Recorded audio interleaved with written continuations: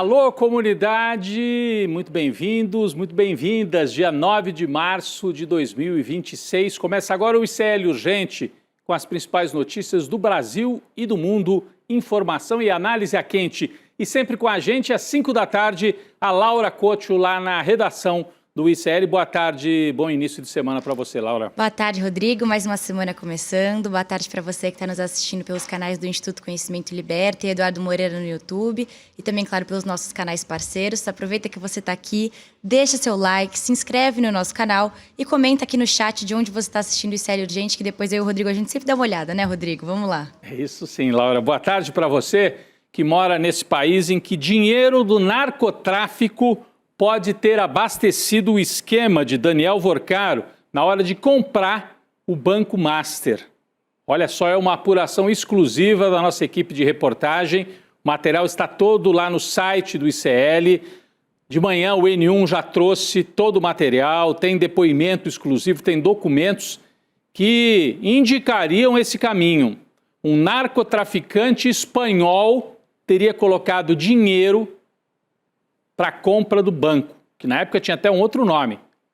Posteriormente, o Vorcaro muda para Banco Master, mas segundo essa testemunha, ele teria recebido dinheiro de um narcotraficante espanhol que inclusive está condenado e sumido, hein? Ele morava no Rio e ninguém sabe onde é que ele foi parar. Então, é algo muito grave. O ICL traz com exclusividade mais esse detalhe, que não é um detalhe, né? É a gênese, como é que tudo começou.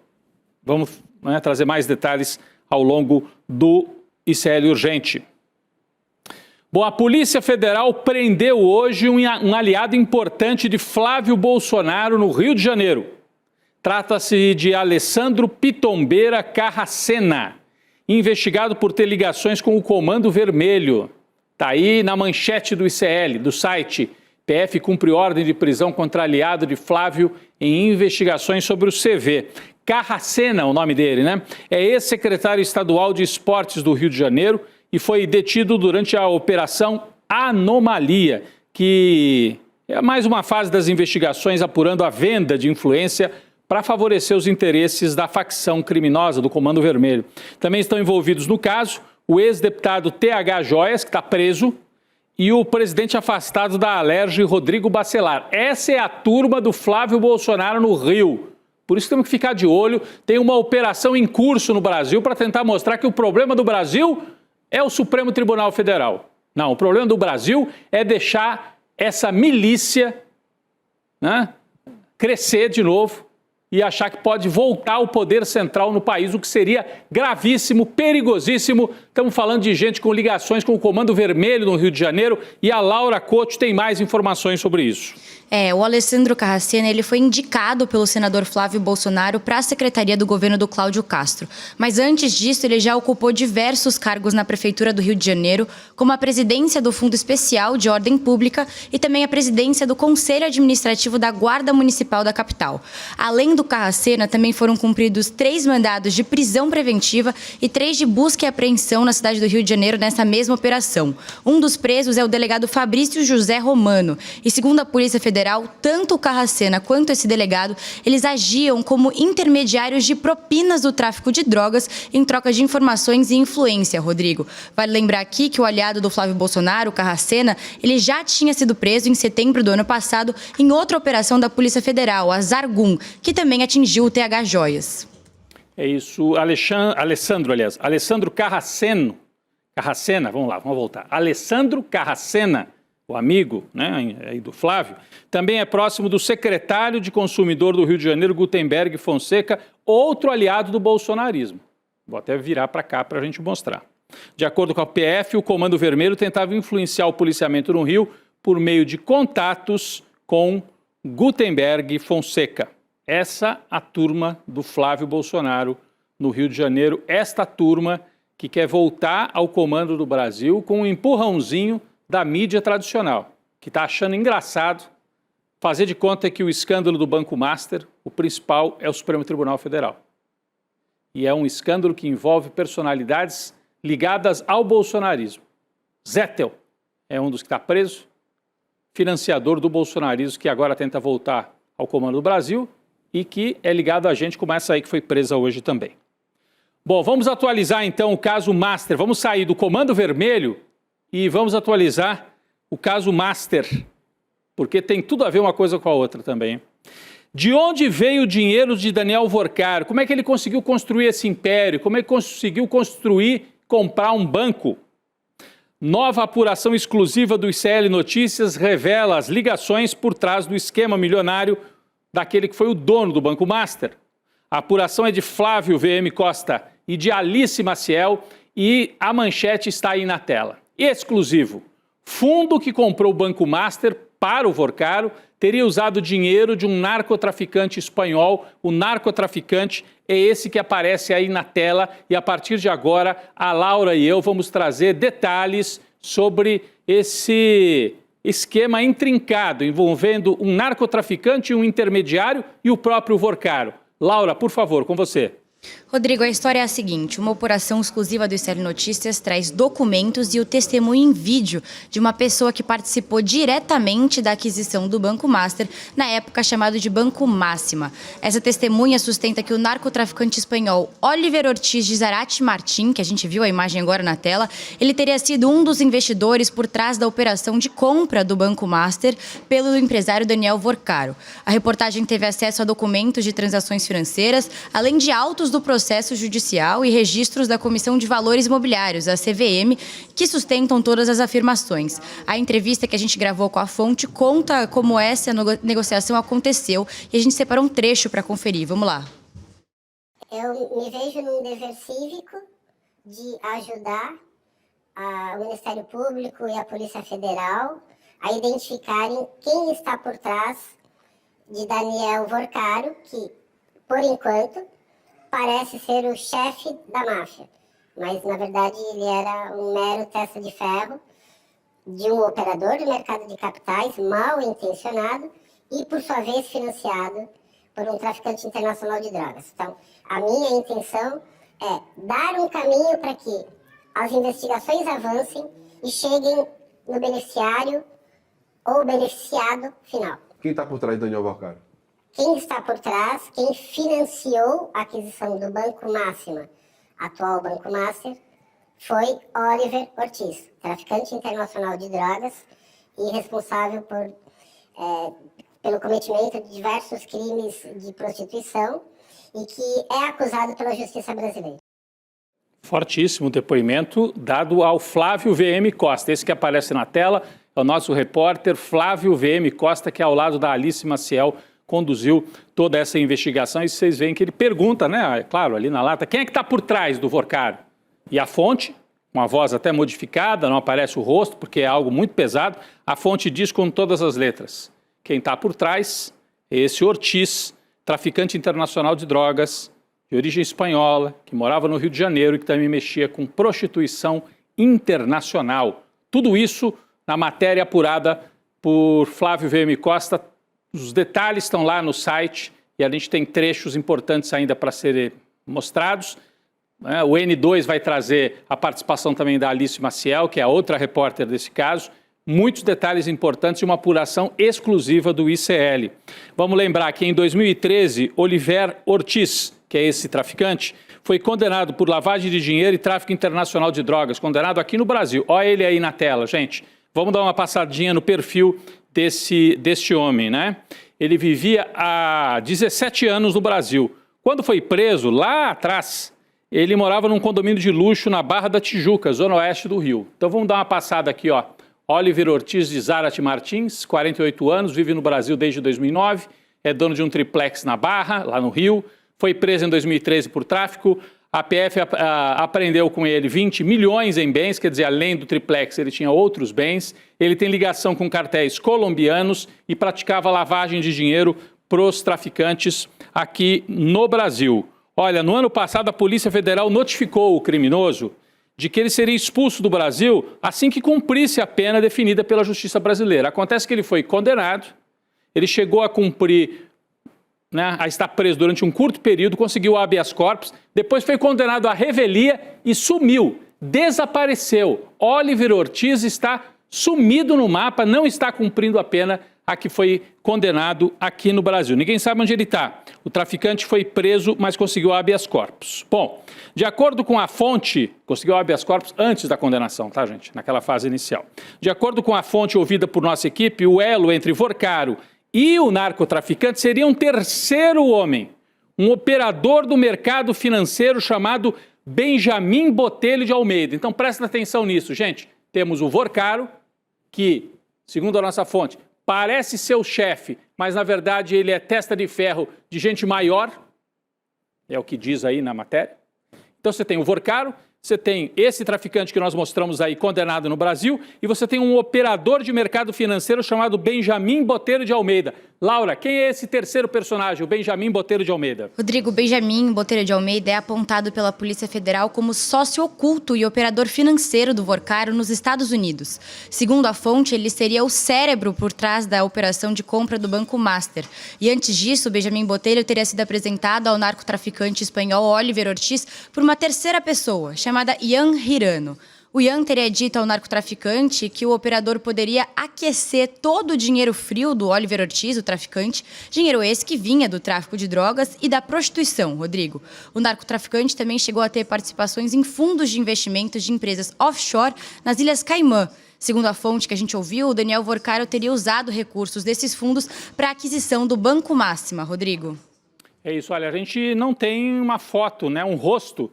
A gente não sabe exatamente quem é o Benjamin Botelho de Almeida, né? O espaço está perto também para que ele se pronuncie. Nós estamos trazendo aqui informações apuradas pela nossa equipe. O Benjamin teria arquitetado a operação de compra, enquanto os recursos teriam vindo do narcotraficante espanhol. Então, o Benjamin seria o cérebro, o cara que entendia de mercado, etc, etc.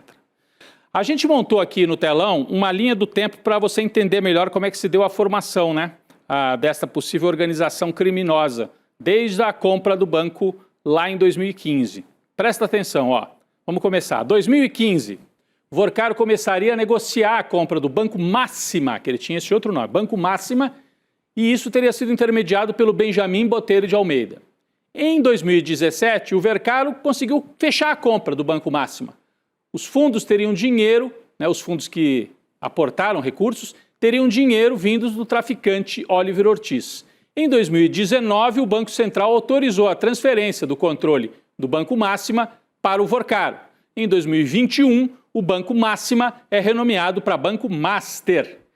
Em 2024, o Banco Central dá 6 meses para o Master colocar as contas em ordem, porque eles estavam operando com aqueles CDBs ultra alavancados e tal. Em 2025, a PF deflagra a Operação Compliance Zero, prende Vorcaro pela primeira vez e o Banco Central liquida o Banco Master.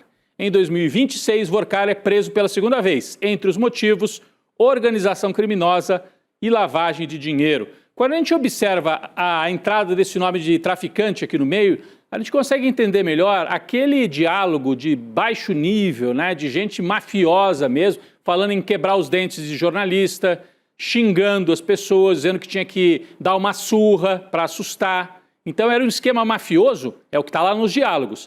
Era um esquema de narcotráfico? É o que está aqui no depoimento dessa testemunha de hoje. A gente vai ajudando você a ligar esses pontos e a fechar esse quebra-cabeça do Banco Master e depois tem que chegar também nos nomes da política que ajudaram a operar o Master. Muita gente aí de União Brasil, né? Está citado o nome de Ciro Nogueira, está citado o nome do próprio Rueda, né? Que é também do União Brasil, Ciro Nogueira do Progressistas.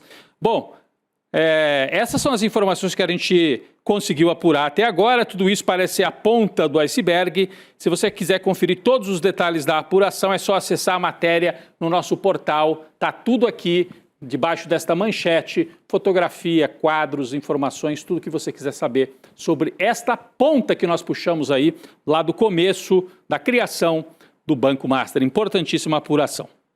A defesa de Daniel Vorcaro protocolou hoje uma petição reclamando das regras para a visita dos advogados lá no Presídio Federal, onde ele está, no Distrito Federal, né, em Brasília. Os advogados de Vorcaro alegam que a unidade prisional não permite uma visita, imediata. Você tem que marcar com antecedência, né? Tem que fazer o agendamento, como é próprio nesse tipo de presídio de segurança máxima. Segundo a defesa do Vorcaro, a penitenciária teria informado que os encontros seriam monitorados por áudio e vídeo, né? Praxe nos presídios federais também. E que os advogados não poderiam entrar com papéis. É outra regra que vale para todo mundo. Com essas regras, a defesa vai pedir a transferência do banqueiro para outra unidade prisional lá em Brasília. Eles querem mais liberdade para poder transitar, conversar, etc., e ajeitar esta defesa do Daniel Vorcaro. Estão reclamando. Laura, parece que ainda vem muito mais pela frente nesse caso. Conta pra gente o que pode vir aí. Sim, Rodrigo, olha só, a Polícia Federal apreendeu mais 3 celulares com o banqueiro Daniel Vorcaro no momento da prisão dele em São Paulo na quarta passada, dia 4. Com isso, os investigadores do caso passam a ter 8 celulares do Vorcaro para análise. É muita coisa. E o chocante até agora é que tudo que foi revelado nas investigações diz respeito a apenas um desses aparelhos. E só uma parte do conteúdo foi analisado. E contando os outros alvos das demais fases da investigação, há mais de 100 aparelhos sob custódia da Polícia Federal para perícia, Rodrigo. E segundo um auxiliar do ministro André Mendonça, que é o relator do caso, foi revelado só uma gota do oceano de tudo isso. Uma gota do oceano. Está faltando, por exemplo, para a gente entender o papel do Roberto Campos Neto, ex-presidente do Banco Central, para aprovar a existência do Banco Master. Por que o Roberto Campos Neto não está nas manchetes? Por quê? A gente tem que entender isso melhor. As ligações políticas. Quem é que ajudou? Por que o Ciro Nogueira tentou aprovar uma emenda lá numa votação no Congresso que o Vorcaro comemorou, que ia ajudar demais o Banco Master? O Ciro Nogueira tinha alguma ligação orgânica com o banco? Qual era a participação do Ciro Nogueira, da direita bolsonarista, do Roberto Campos Neto nisso tudo? Os celulares podem trazer estas informações. É tudo muito importante. Bom, em nota, né? Opa, deixa eu voltar aqui porque andou aqui o meu roteiro aqui do programa. Bom, em nota publicada hoje, o ministro Alexandre de Moraes negou que tenha frequentado a mansão do dono do Banco Master em Trancoso, na Bahia. Essa informação foi trazida no fim de semana pelo jornalista Lauro Jardim, do Globo. Trouxe assim como se fosse verdade absoluta. Alexandre de Moraes conheceu a casa do Vorcaro na Bahia. Tem foto, tem registro de entrada, tem o depoimento de alguém? Não. É uma informação de segunda mão que o Lauro Jardim, do Globo, trouxe. Parece que a Globo escolheu assim, vamos transformar Alexandre de Moraes no alvo principal desta operação. Vamos deixar de lado Campos Neto, vamos deixar de lado a direita, o Bolsonaro, o Zettel, que doou dinheiro para o Tarcísio, esses aí desaparecem. Vamos colocar só o Alexandre de Moraes como alvo. Ele tem que ser cobrado? Tem. Mas com informação desse tipo, olha só o que disse o Alexandre de Moraes.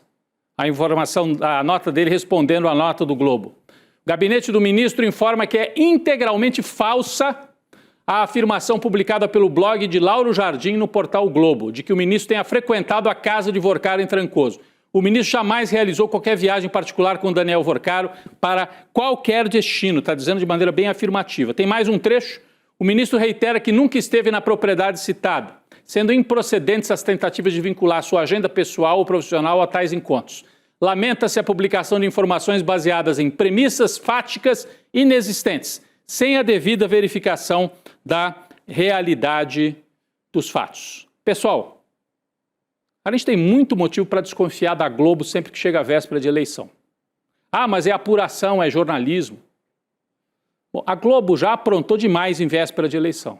E parece que está numa operação de novo.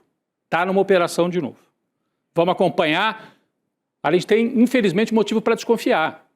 Muitos casos que vêm de um passado distante, desde o debate do Collor contra o Lula, até casos mais recentes. Não só a Globo. A Folha de São Paulo também, né? Sempre alinhadas com as candidaturas da direita. E nesse momento parece que a linha é: vamos enfraquecer o Alexandre de Moraes, porque isso ajuda a fortalecer o Flávio Bolsonaro. É a leitura que eu faço. E é uma leitura possível pela história golpista da Globo. Vamos seguir acompanhando aqui os fatos, não vamos brigar com os fatos, mas também não vamos ser ingênuos. Tem uma operação em curso, uma operação informativa, de misturar informação verdadeira com informação falsa, tentando criar um clima assim de caos, de bandalheira geral. E nesse clima quem é que prospera? A direita. E o Flávio Bolsonaro vem fazer discurso de moralismo, ele que é o homem da rachadinha, da casa de chocolate e da mansão em Brasília, não tem moral para isso, mas que a mídia está dando um empurrãozinho, tá. Bom, a Viviane Barsi de Moraes, esposa do ministro do Supremo, também se pronunciou sobre o caso Master. O nome de Viviane está circulando desde o ano passado, porque foi revelado que ela era advogada do banco. E aí o ministro tem que ser cobrado mesmo. Como é que é isso? A sua esposa é advogada? Como é que fica a sua posição em relação a esse caso, né? Em nota, Viviane afirmou que não recebeu mensagens de Daniel Alvorcaro registradas no bloco de notas do celular do banqueiro. A advogada também, pela primeira vez, detalhou quais foram os serviços prestados pelo escritório dela ao Banco Master. Então ela publicou uma nota e explicou, ó, eu fiz isso, trabalhei sim, fui contratada e ganhei, né, como advogada do Daniel Alvorcaro. Laura tem mais detalhes sobre essa nota em que a Viviane dá detalhes à advogada sobre o serviço prestado para o banco. Laura. Rodrigo, segundo o comunicado, o contrato com o escritório Barsi de Moraes foi firmado em fevereiro de 2024 e previa um pagamento mensal de R$ 3.500.000, podendo chegar a 129 milhões de reais ao longo dos 3 anos do contrato. O acordo, porém, foi encerrado em novembro de 2025, quando o Banco Master entrou em processo de liquidação determinado pelo Banco Central.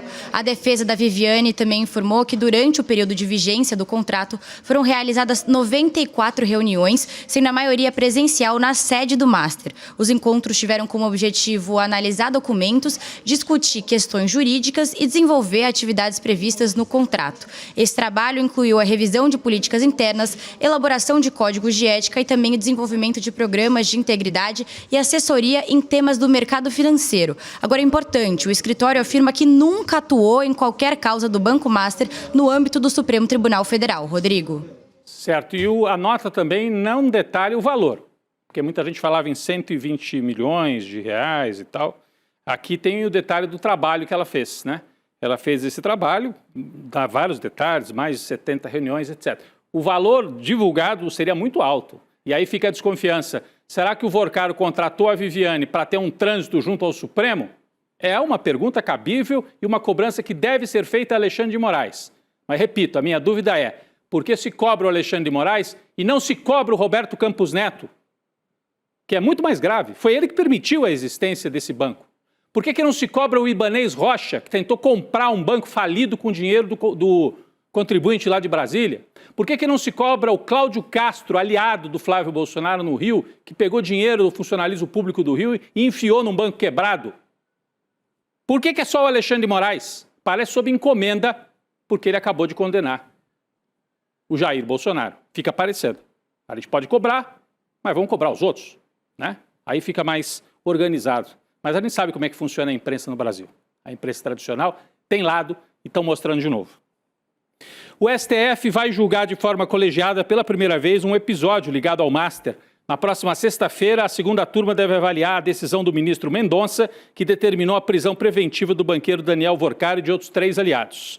A medida foi dada de forma monocrática, né? Ou seja, o Mendonça decidiu sozinho. Agora os outros da segunda turma têm que dizer se acatam integralmente. Quem é que compõe a segunda turma, além do André Mendonça? Gilmar Mendes, Cássio Nunes Marques, Luiz Fux e Dias Toffoli. Todos eles vão decidir na sexta-feira. Importante, assim, novidade aqui do mundo da política, né? Bom, tudo isso é política, né? Tudo isso, mas no mundo da política mais eleitoral. O ministro da Fazenda, Fernando Haddad, vai deixar o governo Lula na semana que vem para concorrer ao governo de São Paulo. A saída está programada para quarta ou quinta-feira. O martelo foi batido, né, e houve um reforço nessa decisão de que ele concorra ao governo de São Paulo depois da pesquisa Datafolha do fim de semana mostrar que Haddad é, entre os nomes ligados a Lula, aquele que tem o melhor desempenho no enfrentamento a Tarcísio de Freitas na disputa pelo governo de São Paulo. Segundo o Datafolha que saiu no fim de semana, o petista Haddad tem 31% no primeiro turno contra 44% de Tarcísio. No segundo turno, ele perderia para Tarcísio por 52% a 37%. Mas a tática do PT, do Lula, é ter um candidato forte que ajude o Lula a ter um manancial de votos importante em São Paulo, mesmo que ele perca em São Paulo, né, a diferença não seria tão grande para alavancar a candidatura nacionalmente. O ministro deve dar uma pausa antes de se lançar candidato ao governo de São Paulo. Devem ser confirmadas também na chapa do Haddad Marina Silva e Simone Tebet, talvez as duas para o Senado, ou uma delas como vice do Haddad e a outra concorrendo para o Senado pelo estado de São Paulo. Pessoal, noticiário internacional, mas ligadíssimo ao Brasil, hein? Nosso país entrou em alerta pode virar alvo da fúria armamentista de Donald Trump. As equipes técnicas do governo dos Estados Unidos concluíram os trabalhos para designar os grupos criminosos PCC e Comando Vermelho como organizações terroristas estrangeiras. A medida abre caminho para os Estados Unidos adotarem sanções e medidas militares contra os criminosos. Olha a gravidade disso. Ao classificar os grupos como terroristas, Trump pode transformar as bases, desses grupos de tráfico em alvo legítimo de um ataque militar, mesmo que seja em território brasileiro. Atenção a isso. O trabalho técnico já foi realizado, agora resta apenas uma chancela política. Diplomatas ouvidos pelo ICL Notícias dizem que a decisão dificilmente será revertida. É a justificativa que Trump queria para avançar sobre o Brasil ou para pelo menos pressionar tremendamente o Brasil. Ou vocês ficam comigo, ou eu posso bombardear. Como disse o Flávio Bolsonaro, já pediu, o Eduardo Bolsonaro, a família Bolsonaro, que seria bom um bombardeio na Baía de Guanabara. Eles querem entregar o Brasil dessa forma. São irresponsáveis. E o Trump está mostrando que o caminho pode ser esse. A reportagem do ICL confirmou que o Palácio do Planalto já havia sido alertado sobre esse risco e busca caminhos para reabrir diálogo com os Estados Unidos. Bom, eles podem se voltar mais duramente aqui para a América Latina, ainda mais porque a guerra lá no Irã, pelo jeito, não vai se resolver tão rápido como o Trump gostaria. E, aliás, por causa disso, o preço do petróleo explodiu. O barril chegou a se aproximar hoje de $120, o preço do barril, patamar que não era visto desde 2022. A alta acontece em meio à paralisação do tráfego de petroleiros pelo Estreito de Hormuz, consequência da guerra do Irã. Então não passa petróleo e, mais do que isso, refinarias são bombardeadas, o comércio está interrompido. Os ministros das finanças do G7, os países mais ricos do mundo, discutem ainda hoje uma possível liberação conjunta de reservas emergenciais para que o preço não exploda ainda mais e para que não pressione a inflação internacionalmente. É o resultado da guerra travada pelos Estados Unidos. Aliás, guerra que hoje teve uma nova leva de ataques. O Irã lançou mísseis contra Israel. É o primeiro ataque após a nomeação do novo líder supremo. O Irã tem um novo líder supremo, Mojtaba Khamenei. A Laura tem informações sobre isso também. Rodrigo, o novo líder supremo do Irã foi anunciado nesse domingo. O Mojtaba Khamenei, de 56 anos, é filho do Ayatollah Ali Khamenei, assassinado por um ataque aéreo de Israel no começo do conflito contra o Irã. Hoje, mísseis e drones provocaram uma morte em território israelense, enquanto explosões voltaram a ser ouvidas em países vizinhos. A Arábia Saudita anunciou ter interceptado drones que seguiam em direção a um campo de petróleo no leste do país. O Bahrein, por outro lado, confirmou ataques às instalações petrolíferas. Já Israel respondeu com uma nova onda de ataques à infraestrutura na região central do país persa. Além disso, as Forças Armadas também afirmam ter atacado um alvo do Hezbollah em Beirute, no Líbano, Rodrigo. Então a guerra mostra que vai se espalhando. Líbano, o Irã mostra que tem força interna para resistir e o filho do Khamenei é nomeado líder e ele tem muita ligação com a Guarda Revolucionária. Então, o Trump matou o Khamenei, mas quem ficou de pé foi o setor mais duro, mais linha dura do regime iraniano para resistir. O novo líder supremo já conta com apoio internacional. O presidente da Rússia, Vladimir Putin, prometeu hoje apoio inabalável ao Ayatollah Mojtaba Khamenei nesse novo cargo. Pessoal, por fim, uma última nota aqui da América Latina. A esquerda colombiana, o partido do Gustavo Petro, foi grande vitorioso na eleição de ontem, eleição parlamentar. O partido dele é o Pacto Histórico. A gente tem o Petro aí na tela.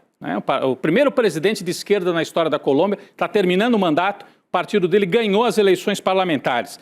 Com mais de 4 milhões de votos, a coalizão de Petro deverá conquistar cerca de 25 das 108 cadeiras no Senado. É o partido com mais representantes nesta casa e é também o principal partido, deve ser um dos principais partidos na Câmara dos Representantes. O Petro vai se fortalecendo e no fim do primeiro semestre tem a eleição presidencial. O candidato dele é o favorito para vencer lá na Colômbia. Laura, obrigado pela participação, pelas atualizações ao vivo. Valeu, Rodrigo. Até amanhã. Até amanhã. Você que acompanha aqui o ICL Notícias já está sabendo que a gente lançou o Oráculo ICL, essa super ferramenta para você acessar todo o nosso conteúdo na plataforma. O Oráculo ICL é uma ferramenta pensada para ser sua aliada nesse ano de eleição. Então, se você já é assinante, você pode usar o Oráculo, né? Vai lá na área de membros ali do ICL. Se você não é assinante, aproveite agora. Assine em iclurgente.com.br. Assine, veja os cursos, as aulas, use o Oráculo e assinando hoje, agora, você ganha esses presentes que estão aí na tela. 2 livros e ainda o baralho dos professores, né? Dos professores do ICL. Você assina em iclurgente.com.br. iclurgente.com.br. Aí você assina o ICL e ganha acesso ao Oráculo ICL. Vem aí o N2 com atualização de notícias, a Roberta Garcia, Chico Sá e toda a nossa equipe. Daqui a pouco eu estou por lá. O ICL Urgente volta amanhã. Valeu, gente. The Democrats say, please don't call them animals. They're humans. I said, no, they're not humans. They're not humans. They're animals.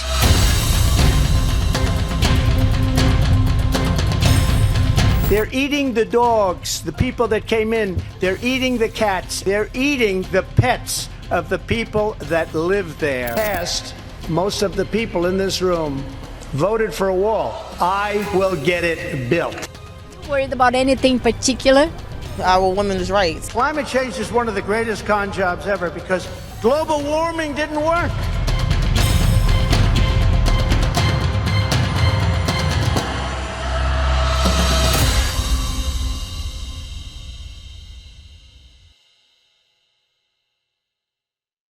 O ICL completou 5 anos levando informação de qualidade, reflexão e conhecimento que transformam vidas. E essa história não é feita sozinha. Ela é construída junto com nossos parceiros de todo o Brasil.